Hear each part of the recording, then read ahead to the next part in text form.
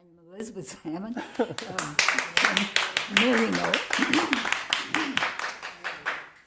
And when Mark mentioned this last night, to add our mom to that is just really startling and a surprise.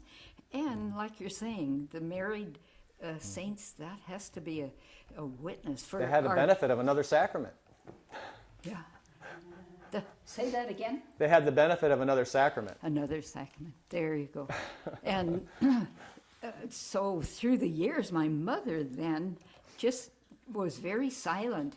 And I was a high school, I think maybe senior in high school, and we were in study hall, which was supposed to be quiet, and I didn't remember that, but the girl, Patty O'Keefe, God bless her, her sister, daily, was very faithful to the Catholic worker, and she tapped me on the shoulder and said, "Do you know who this is?" And I looked at the paper, and she dropped it to the floor because the sister is demanding silence. But I shouted out, I said, "Oh, that's my father," and picked it up, and of course then saw that silence was needed.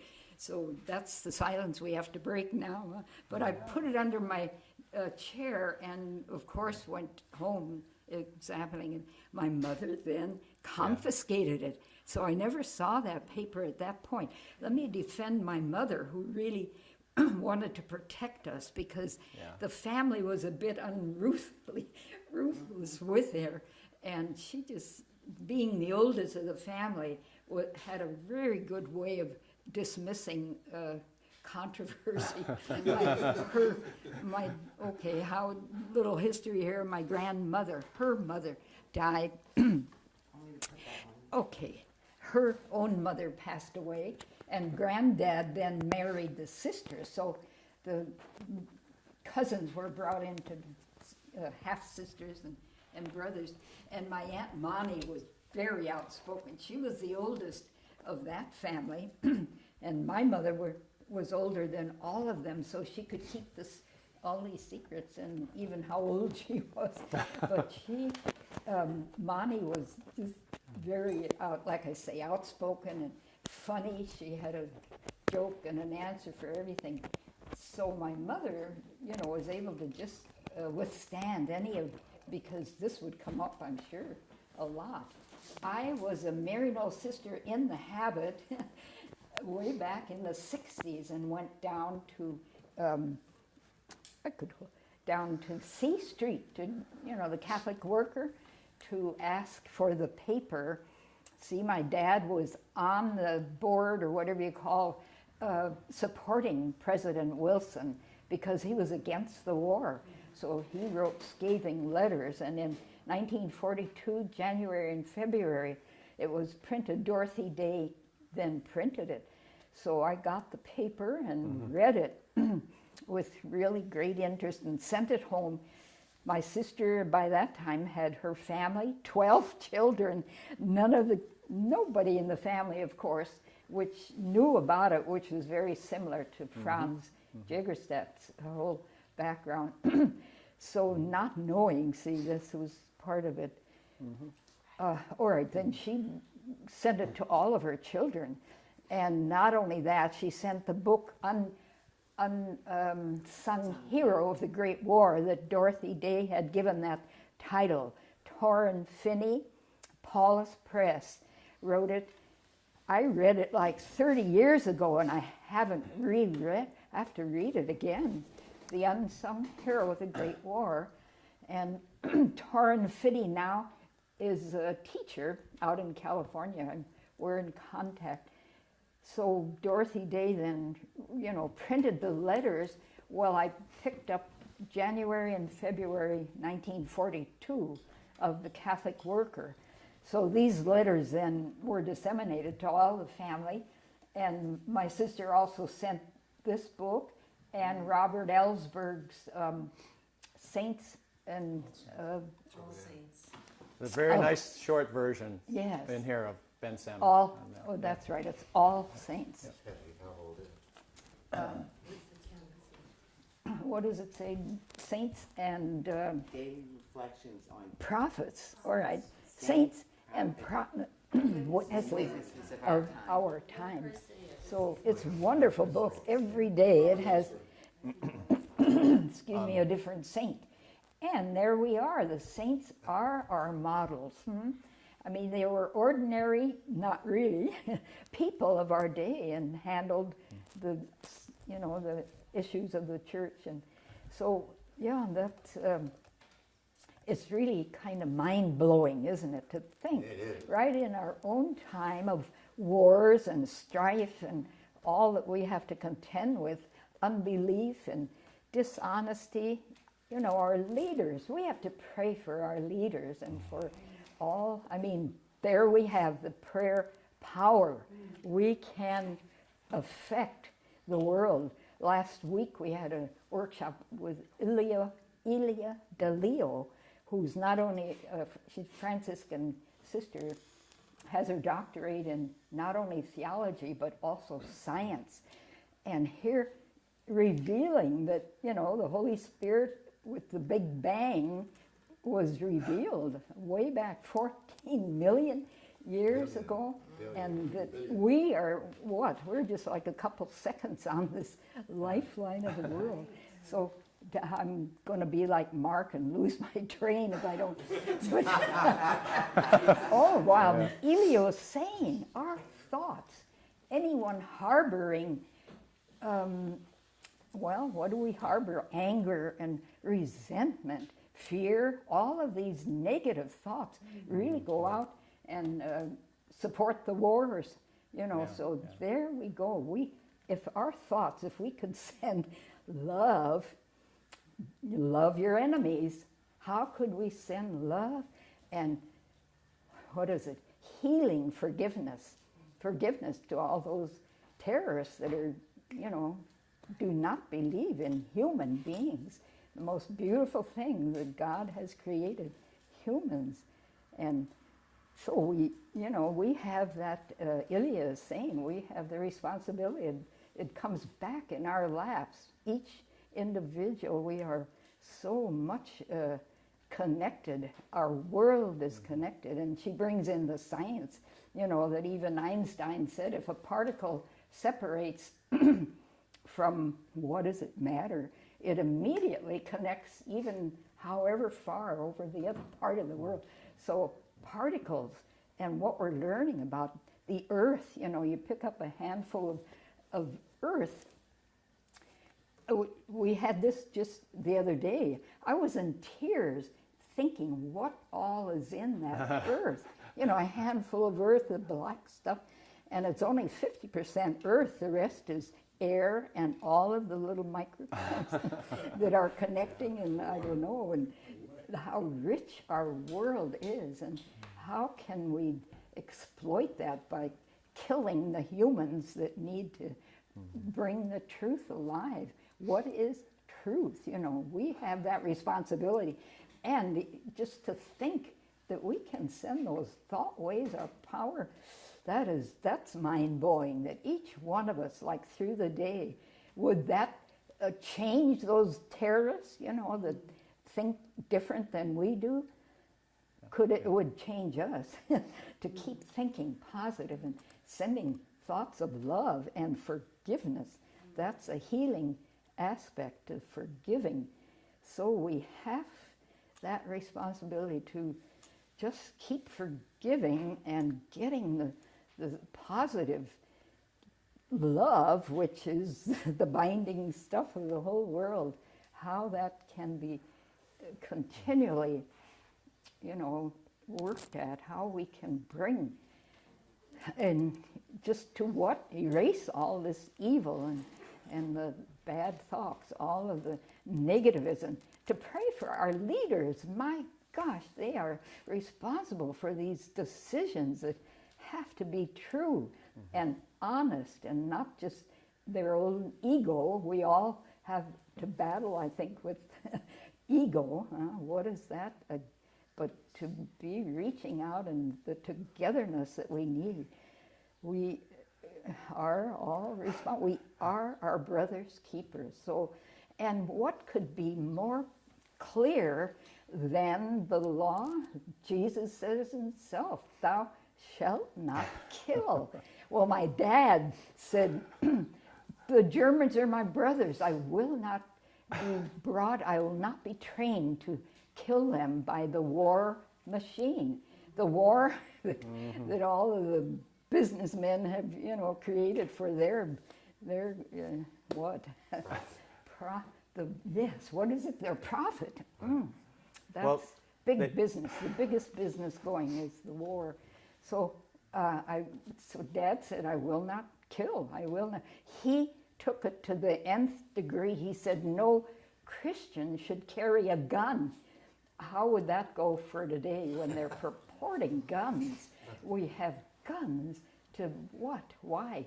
Protect from the evil. Okay, I guess we can say that it's really diabolical that we have to protect ourselves from one another.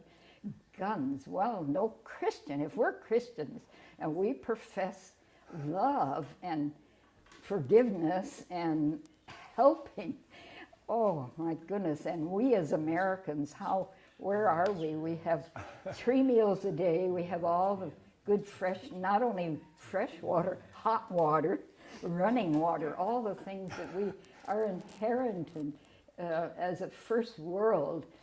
And what is it? Every night the rest of the world goes to bed hungry. How many billions go without enough food and water and medicine and all the things that we just know we can have it. We are the elite of the world. We are responsible then, the poverty around the world. So I guess that's what got me into marrying, and I don't even flush a toilet without thinking, all those people, what is it like not to have sewerage, and little kids, they build what do we call them, latrines, and of course we went out and missionaries, people, health, and really that's the big thing we did. I have a quick question. Can you talk about your father's, who opposed or who did not support your dad, like the pastor, like the bishops? Like everyone. They said, they thought that he was crazy. Let's see, coast to coast. What did somebody said that? The yellow slackard with a yellow strip down. And of course then the Knights of Columbus threw him out. Our dad was really a staunch, what are they? The Knights of Columbus people.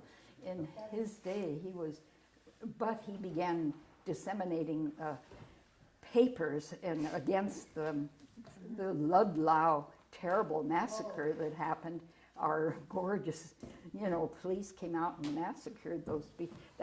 I didn't know a whole lot about that. So you're asked, I'm losing my Mark. Well, Sister Elizabeth, there's so much to say about it. Yeah. The secret of your dad's witness may have been kept for you for a time, but it appears to have been in the genetics. Oh. In the genetics. I was reminded when you were talking about the secret of us, the end of St. Mark's Gospel, the one that he wrote, not the one that appears, where the women come to the tomb and they see it and they're so afraid by that they go away and don't tell anybody. That's the end of the story. They didn't tell anybody. Oh, that's the end of a gospel. That's the end that he wrote, that Mark wrote. That was the end of the gospel. They went away, they didn't tell anybody. And so this draws the reader in. Are you going to tell anybody? What do you know? What do you believe? Are you going to tell? Are you going to tell the story? We have to tell that resurrection. I mean, Exactly. life is really resurrection. Did someone overcome that fear of what had happened to Jesus? Can we overcome the fear of your father's witness to witness also? Can we carry it forward? How we can do that? Yeah. Well, we have to find ways, physical ways to disseminate the truth. Well, and then Mary Magdalene, we were taught that she ran back and was the one that did tell the gospel. Depends on which version. That might be midrash. Yeah, might be like Elia is saying that Pentecost was really from the Big Bang. The good news, the Spirit has been through. So it wasn't just Pentecost, but then we have to refer to that. I mean, the Spirit is with us and for us, and we then have that responsibility. So, the dead, my mom then did not say anything and confiscated the paper and all through the. Then to think that my sister and I got in this dizzy dance band and played for the servicemen, so poor Dad would be rolling over. But that was on another level. We were bringing about happiness and joy. This is the gospel, it is joy and happiness. Tell us a little bit more about your experience playing music in the jazz band. Well, did I really answer you about Yes, the you beginning of Enough. knowing what he did and what he stood for? Yes, how could that be that God is love and thou shalt not kill? He was really strong on that. Every jail, and he was moved from how many jails? I think five, six ended up in, they wanted to break him, they couldn't break him. He got strikes going in each of the jails, and then they began moving him, he would not even wear the uniform in jail. But he just did not believe in the war machine, and terrible result of that. But so he got a strike for he began, then he offered to be the commissary, and at that point he learned they were confiscating over $700 a day. Imagine what they were making, and that's big money back in those days.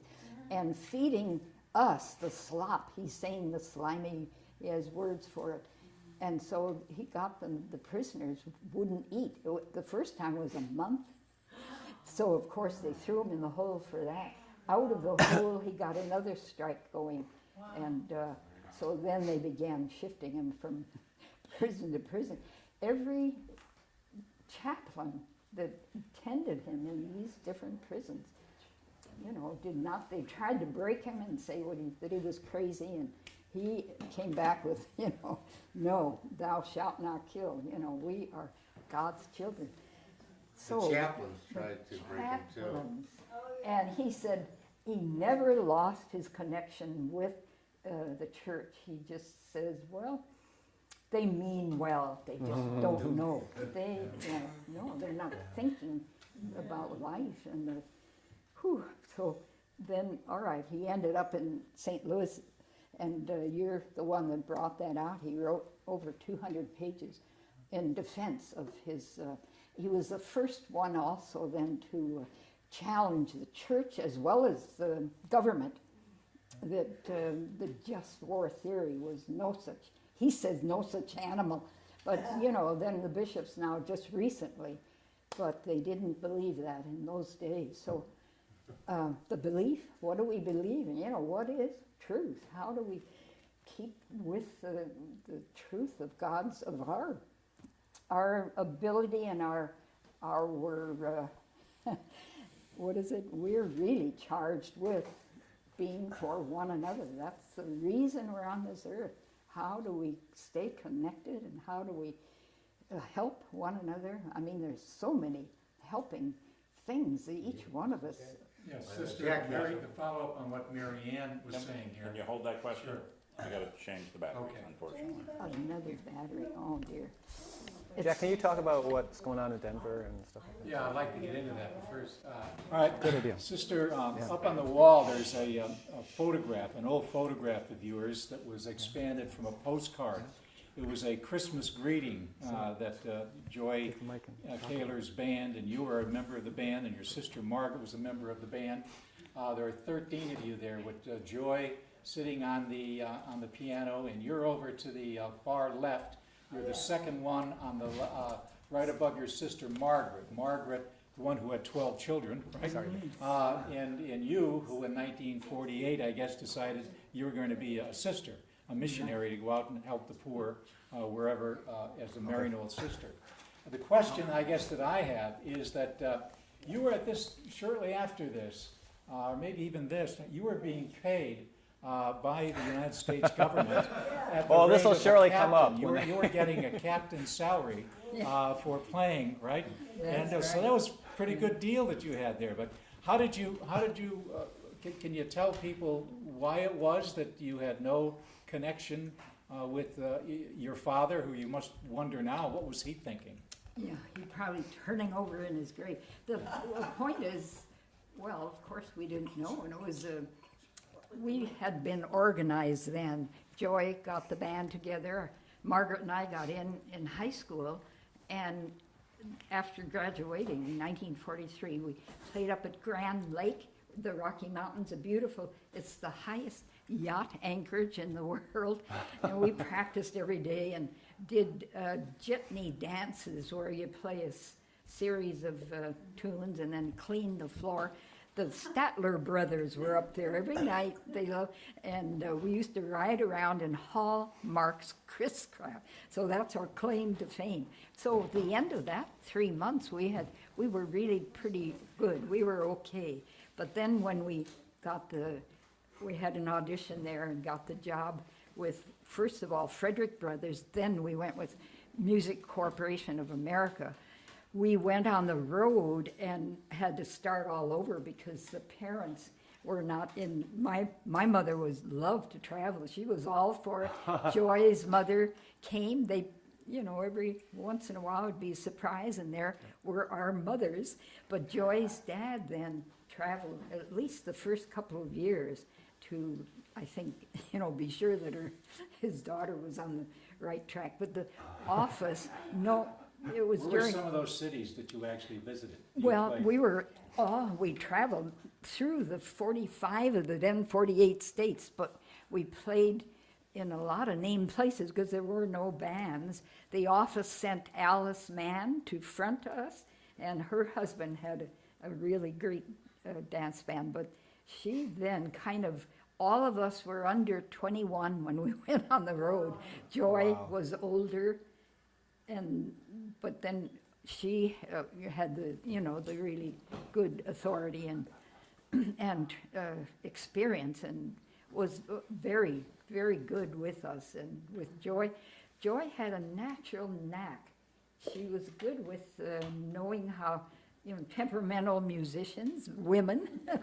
She was just really good. She was kind of like my mother. She would steer us away and just keep peace. How about all those pretty girls up there? All those pretty girls. Really pretty. How did the guys stay away from you? Oh, well, we were very busy. I mean, we'd play the shows. Right after the show, I think we had like a 10-minute, we could talk with anybody that came up. They were good. They were respectful, and they needed good entertainment. And I think our show was the best show in the Pacific at that time. I don't know. We had the office then brought acts, different tumbler and musician. Now Livy is not in that picture. She is still alive, not too well, and Flo in the very back between Tiny and Tiny was the trombone player. The one on the left with the height there. She was the best musician. She was a teacher and played really well. When she left the band, she played 10 years with the Omaha Symphony. She was first trombone player with the Omaha Symphony. Then right next to Tiny on the left there is Flo, who is still playing her trumpet in the symphony in Florida. And then the symphony just has shows, periodically.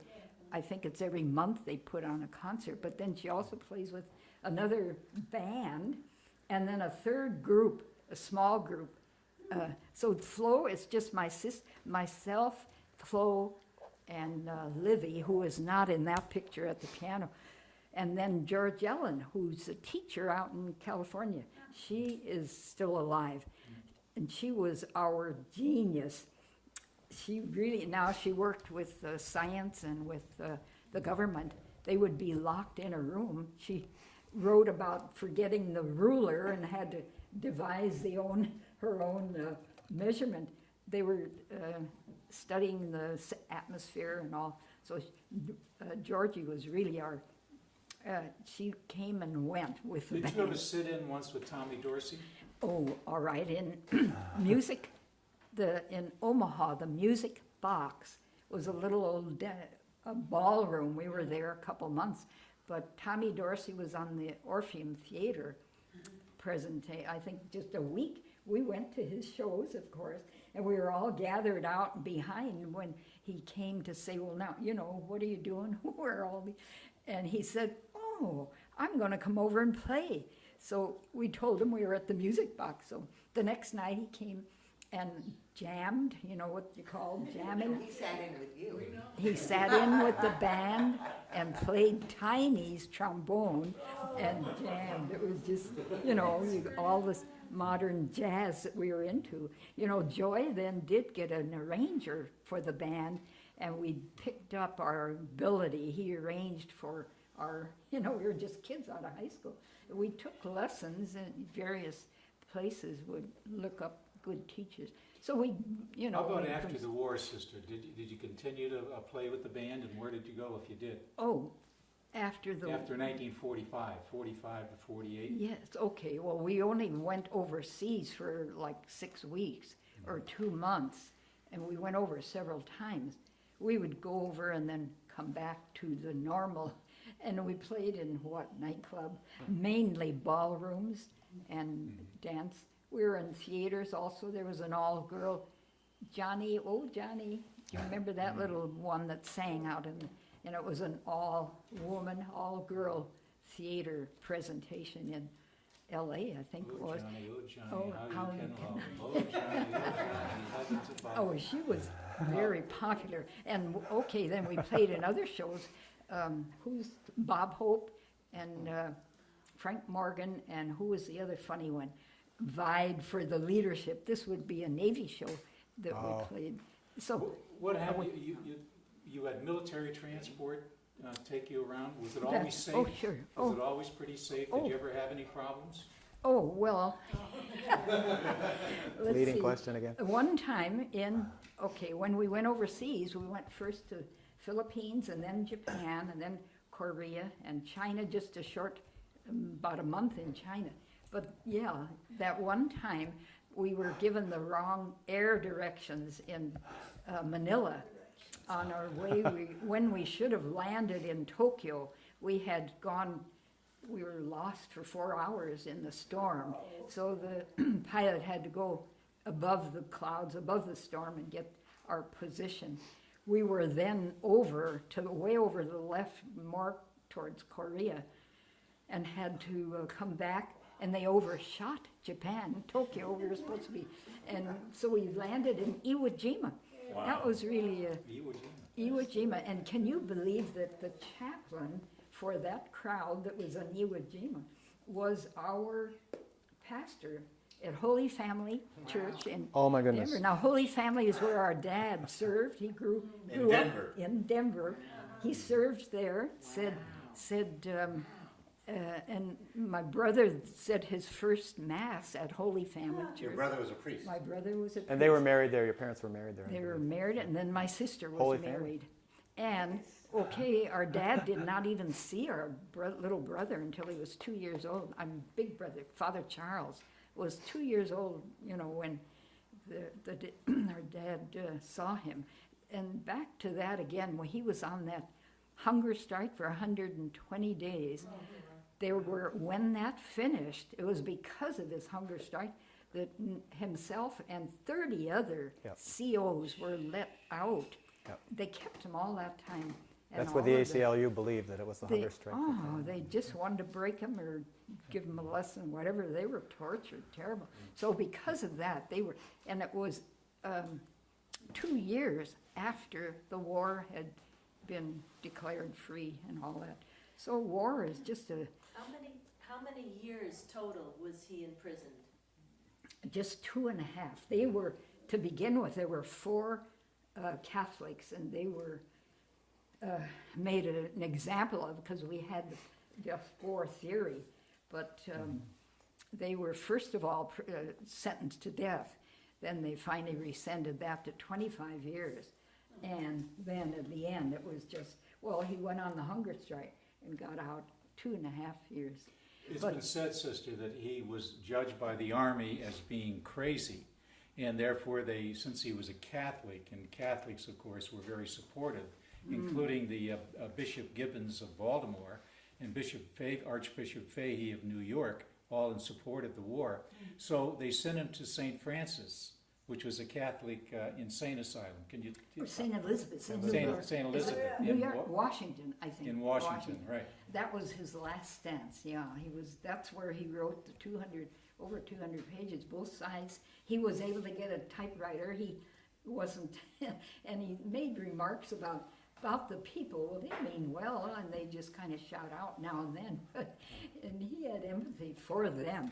But that's where he wrote real biography of, and his rationale why war is just not acceptable, absolutely unacceptable. Did I answer yours pretty much? So, Here's a question, Dick. One time I read the book there, and I remember Dick Keogh. Wait, start over. Okay, Dick Keogh, Syracuse.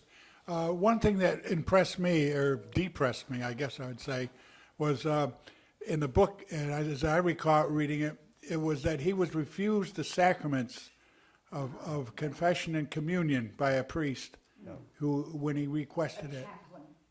Yeah. Yes, he was refused the sacraments by Why was he refused, did they say? well, because this was a chaplain, and he couldn't convince them that the war was immoral and wrong. So the chaplain he just did not. And that was he needed at that point. He needed the sacraments. The other big disappointment, his little brother Joe. He speaks so much about Joe. I don't know how many years younger. And he said he was just such a good little kid. He just idolized little Joe for being so honest and so true. Joe came to visit our dad, and I think it was in Leavenworth, Kansas, and it was a big snowstorm. Bad winter day. And Dad was down in the hole. They wouldn't let him see. So that almost broke him. Not really. He just knew that was. And then Joe contracted pneumonia and died. So when Joe got back after a couple of weeks, and of course they let him know that the little brother had died. That was very traumatic.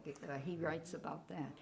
But okay, the whole idea when we got in the USO, we did not know this background.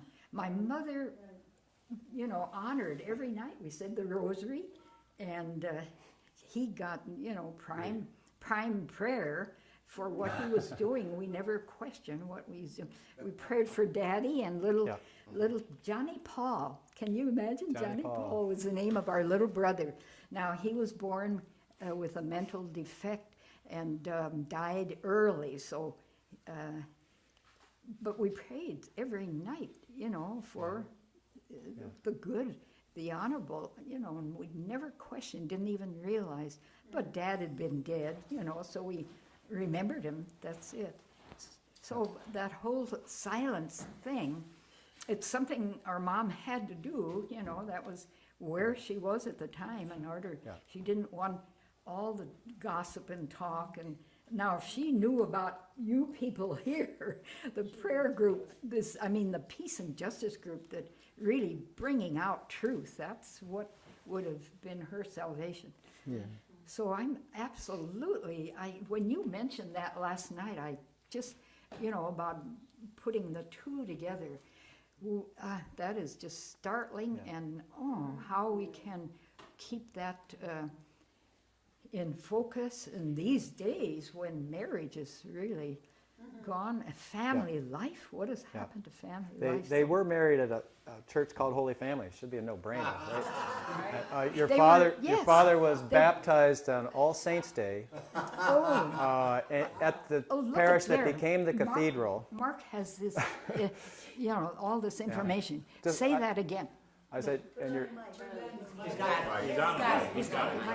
Good. I just said that your father was baptized on All Saints' Day. How did you So know it should be a that? no-brainer, I think, for the church to do this. I just, That's terrific. but there was another little connection. I can't remember. But it was That he, at Holy Family, I mean. Holy Family how- was the That's parish, certainly the family that we need to restore to the life of all of our people. So, If I could follow up just on what Mark is saying here, it's very important. We've been trying for some time to make a contact in Denver. And Sister was the one who made the contact here just 2 weeks ago with a writer for the Denver Post. And he wrote an article that we sent out, and some of you saw it. Has, in fact, I sent him the picture of you guys, right? And he has He's the that in one the that Denver, wrote yeah, about the Tom McGee, his name is. He wants to do a follow-up article, but he needs a hook, and he's wondering about a date, a particular date. Now, he said, what about the birth date, of Ben Salmon, or some other particular event? Now, to give him some leeway, November, what is it, November, when is all? First of November, right? This would give him lots of time, maybe too much time, I don't know. Is there another date, Mark, that you can think of, let's say in July or August, September? October is when our parents were married, October 9th. That'd be a hook, yeah, yeah. Well, saints will be on people's minds, and it's our objective as a group here to get the diocese. That's a good point. Thinking of Yeah. Better repeat. not only Ben, but also his wife. You're on his side. Repeat that for, Thanks, Jim. Go ahead. repeat that again Take it. for the camera. Tim is waiting, too. Are you waiting? Here, okay. Tim Taher from Binghamton. Another thing is the Synod on the family, this big Synod in this Sapal. So there'd be a story about the Salmon family. What it is. You're talking about the Pope? Well, he's coming to Philadelphia, but in October there's a Synod in Rome on the family. But about the family. So it would be a good story about a Catholic, family and, vocations out of the family, two vocations and living your faith, and how the family stayed together, how a husband and wife stay together. I mean, so there's a lot of stories there that I think they would look for something on a family, and its history in this connected with the Synod on the family. And Chaput is the Archbishop host. He's the one who would have heard about this when he was in Denver. Yes, there you go.